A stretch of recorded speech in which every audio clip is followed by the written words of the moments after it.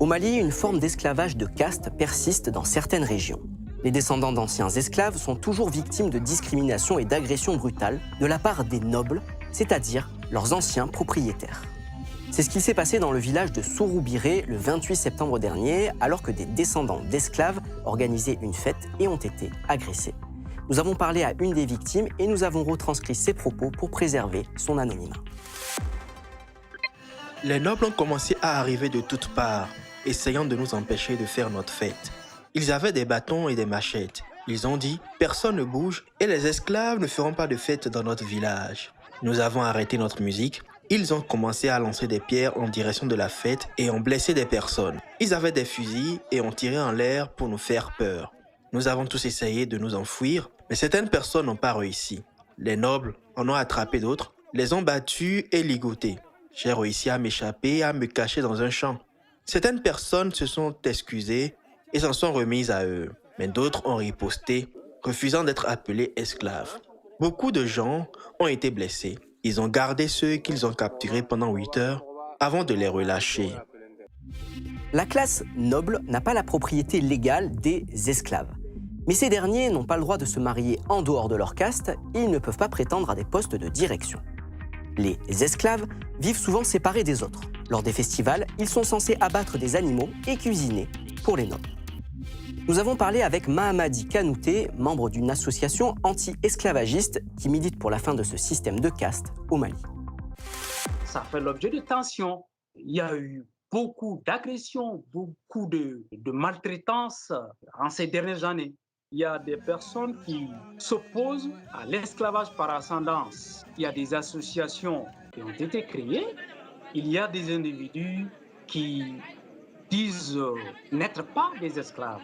Ceux qui s'opposent à l'esclavage par ascendance s'exposent à des agressions physiques, à des violences, à des attaques planifiées, sanglantes, barbares, voire même meurtrières. On a vu. Ils ont arrêté des gens, les ligotés comme des vulgaires animaux. Ils les ont bastonnés. Il y a même mort d'homme. Un jeune, il a perdu la vie parce qu'il a reçu des balles à la tête. Nous espérons bien que les auteurs, les co-auteurs, complices et commanditaires de ces actes barbares, inhumains, ne restent pas impunis. Les membres de la caste des esclaves sont généralement plus nombreux que celles des nobles.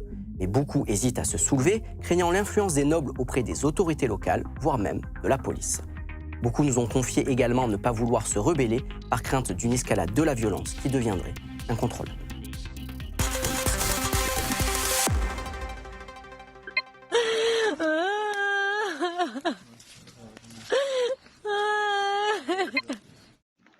والله صار أسبوعين من الغابات وكلكم مريض والجو بارد.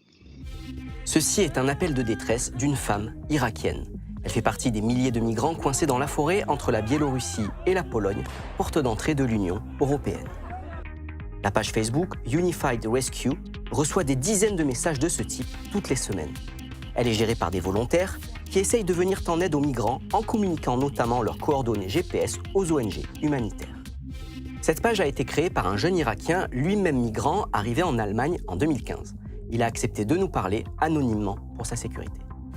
وصلنا قبل فترة نداء من مجموعة من المهاجرين غالبيتهم من اليمنيين بقوا لعدة أيام على الحدود البيلاروسية البولندية بدون أكل بدون شرب كان الجو جدا بارد.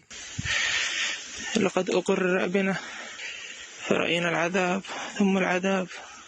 بلغنا الصليب الأحمر البيلاروسي حسب ما وصلنا حرس الحدود ما سمح للمنظمة الدخول لمساعدتهم.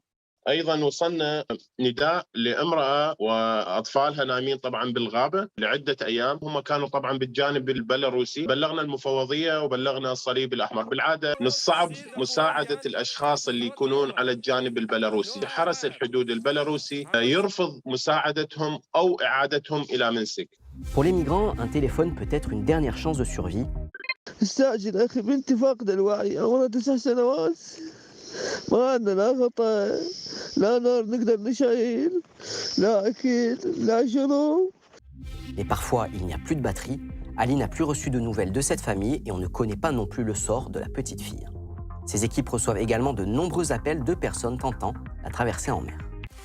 كذلك في البحر تصل الكثير من النداءات. في صباح 21 أكتوبر وصل نداء أيضا من مهاجرين 26 شخص تقريبا. كان المياه تدخل إلى القارب. قمنا بإبلاغ السلطات الإيطالية وتم إنقاذهم. أيضا في 8 أكتوبر وصلنا نداءين في منطقة مرمريس. الأول كان يحمل 27 مهاجر والثاني كان يحمل 11 مهاجر. قمنا بإبلاغ خفر السواحل التركي وتم إنقاذ القاربين.